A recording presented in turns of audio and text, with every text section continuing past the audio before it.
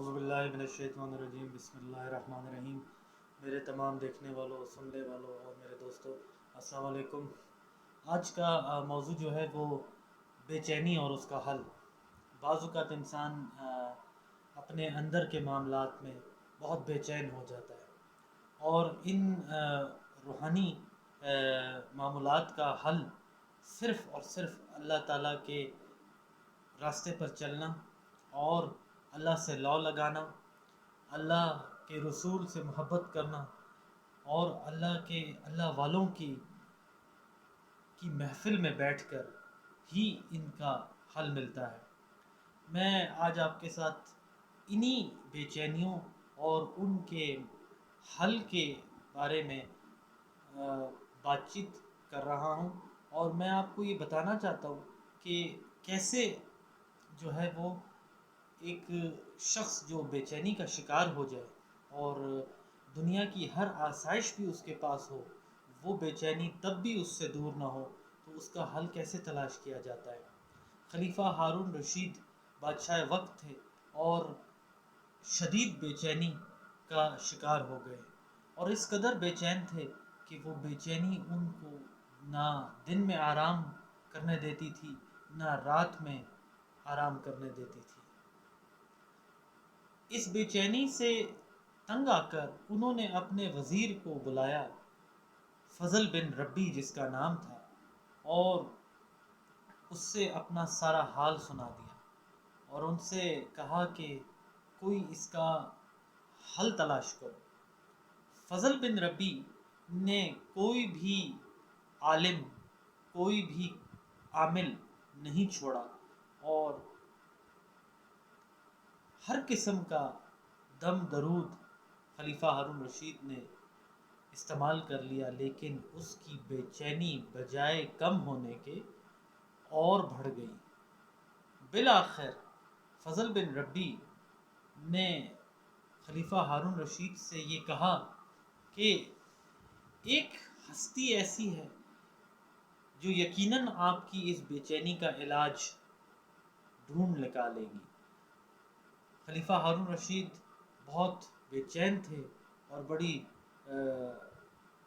پھرتی سے انہوں نے جواب دیا کہ وہ کون سی ہستی ہے، جلد ان کا مجھے بتاؤ۔ انہوں نے بتایا کہ فضل بن ربی نے یہ بتایا کہ حضرت فضیل بن عیاض رحمۃ اللہ علیہ، جو کہ ایک تنہائی پسند اللہ کے ولی ہیں، نہ کسی سے ملتے ہیں نہ بات چیت کرتے ہیں اور دن رات اللہ کی عبادت میں مصروف رہتے ہیں، مجھے ایسا لگتا ہے کہ وہی آپ کی اس بے چینی کا حل نکال سکتے ہیں۔ خلیفہ ہارون رشید نے اس سے درخواست کی کہ مجھے جلد ان کے پاس لے چلو،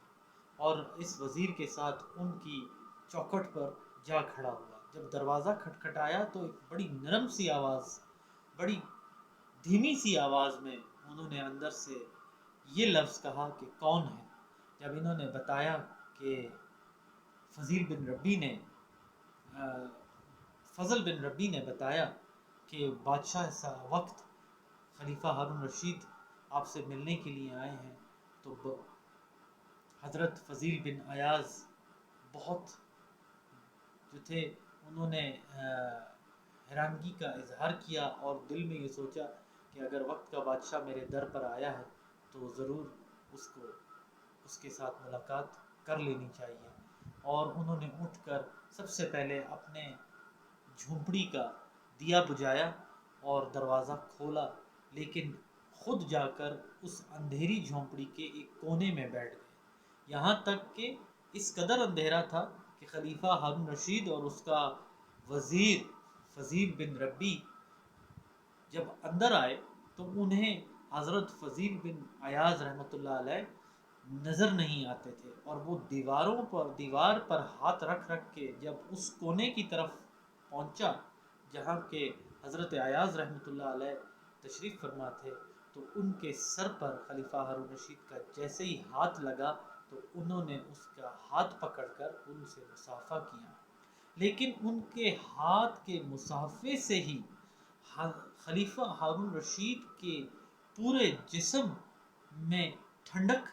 اور اندر کی بے چینی میں کافی کمی ہو گئی۔ پھر انہوں نے فرمایا کہ حضرت ایاز رحمۃ اللہ علیہ نے فرمایا کہ وہ بادشاہ بہترین بادشاہ ہے جو اللہ کے ولیوں کے در پر آئے، اور وہ بادشاہ بہترین بادشاہ نہیں ہے جس کے دربار میں علماء اور لوگ ہر وقت کھڑے رہے۔ جیسے جیسے حضرت ایاز رحمۃ اللہ علیہ بات چیت بڑھا رہے تھے اور اپنے منہ سے نکالے ہوئے الفاظ سے خلیفہ ہارون رشید کو مخاطب کر رہے تھے، ویسے ویسے خلیفہ ہارون رشید کی کیفیت جو تھی وہ بدلتی جا رہی تھی، یہاں تک کہ ان کے جسم میں لرزہ اور ان کی آنکھوں سے آنسو بہنا شروع ہو گئے۔ یہ حالت دیکھ کر ان کا وزیر فضل بن ربی نے حضرت ایاز رحمۃ اللہ علیہ سے مخاطب ہو کر کہا کہ حضرت بس کریں، ان کا حال جو ہے وہ بگڑتا جا رہا ہے۔ اس بات پر حضرت ایاز رحمۃ اللہ علیہ نے وزیر سے مخاطب ہو کر کہا کہ کاش تم دربار میں اس بادشاہ کو وہ کام کرنے سے ٹوک سکتے جو کہ غیر شرعی ہوتا، جس سے لوگوں کا نقصان نہ ہوتا، لیکن تمہیں صرف اپنی وزارت کی پرواہ ہے، اس لیے تم اس کے معاملات میں جو کہ حقوق العباد سے متعلقہ ہے کبھی بھی اسے صحیح بات نہیں بتاتے۔ اور دوبارہ انہوں نے رخ خلیفہ ہارون رشید کی طرف کیا اور انہیں بتایا کہ اگر اللہ کے راستے پر چلو گے تو روز قیامت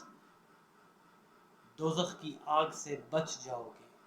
تمام مکالمے کے بعد، تمام گفتگو کے بعد جب انہوں نے خاموشی اختیار کی تو خلیفہ ہارون رشید یہ خود سمجھ گیا کہ اب رخصت لینے کا وقت آ گیا ہے۔ یہاں سے اپنے وزیر کو لے کر جب محل میں پہنچا تو اس کی روحانی کیفیت اور بے چینی ختم ہو چکی تھی، اور یقیناً وہ اپنے معاملات کو درست کرنے لگ گیا تھا۔ دوستو، آج جس دور سے ہم گزر رہے ہیں، اس دور میں ہر شخص بے چینی کا شکار ہے۔ خلیفہ ہارون رشید جیسا بادشاہ وقت جب بے چینی کا شکار ہو سکتا ہے تو ایک عام انسان جو کہ ہزاروں مسائل کا سامنا کر رہا ہے اور اس دور حاضر میں جب تمام مشکلات کا سامنا کر رہا ہے تو یقیناً وہ بھی بے چینی کا شکار ہے، اور ان بے چینیوں کا حل صرف اور صرف اللہ تعالیٰ کے راستے پر چلنا ہے۔ ہم بے چینی کا حل دنیاوی چیزوں میں ڈھونڈتے ہیں، ہمیں دنیاوی تسکین چاہیے، جبکہ اس کا حل اللہ کے راستے پر چلنے سے ملتا ہے۔ ہمیں اللہ کے ولیوں کی صحبت میں بیٹھنا چاہیے، ہمیں حضور پاک صلی اللہ علیہ وسلم سے عشق کرنا چاہیے، ہمیں اللہ تعالیٰ کے بتائے ہوئے تمام راستے اختیار کرنے کی کوشش کرنی چاہیے۔ لیکن بدقسمتی سے آج ہم ایسے جگہ پر پہنچ چکے ہیں جہاں پر ہمارا تعلق اللہ اور اس کے رسول سے بالکل ختم ہو گیا، اور اب ہم جب یہ کہتے ہیں کہ ہم بے چین ہیں یا ہم پر یہ تمام مصیبت آ چکی ہے تو اس بات سے کا کوئی فائدہ نہیں ہے، کیونکہ ہم نے یہ مصیبتیں اور یہ بے چینیاں خود اپنے اندر پال لی ہیں، ان مصیبتوں کو خود بلا لیا ہے کہ آؤ اور ہمارے اوپر حملہ کر دو۔ آپ یقین کریں کہ اللہ کے ولیوں کی صحبت میں بیٹھنے سے ہرگز ایسا نہیں ہو سکتا کہ آپ کے معاملات درست نہ ہوں۔ جب وہ اللہ اور اللہ کے رسول کا راستہ دکھاتے ہیں تو یقیناً ہماری بے چینی دور ہو جاتی ہے، ہمارے بگڑے ہوئے معاملات درست ہو جاتے ہیں، اور ہمیں چاہیے کہ ہم ان بگڑے ہوئے معاملات کو درست کرنے کے لیے اللہ اور اللہ کے رسول کے بتائے ہوئے راستے پر چلیں تاکہ ہم سرخرو ہو سکیں۔ یہی میرا آج کا موضوع تھا، یہی میرا آج کا سب سے جو بہترین میسج تھا جو میں اپنے سننے والوں کو دینا چاہتا ہوں۔ میں یقین کرتا ہوں کہ آپ اپنی بے چینی کو دور کرنے کے لیے، اپنے مسائل کے حل کے لیے اللہ اور اس کے رسول سے رجوع کریں گے۔ اپنی دعاؤں میں مجھے یاد رکھیں اور اپنے معاملات کو درست کریں۔ اللہ آپ کا حامی و ناصر۔ انشاءاللہ اگلی ویڈیو میں ایک اور بہترین موضوع کے ساتھ آپ کے سامنے حاضر ہوں گا۔ السلام علیکم۔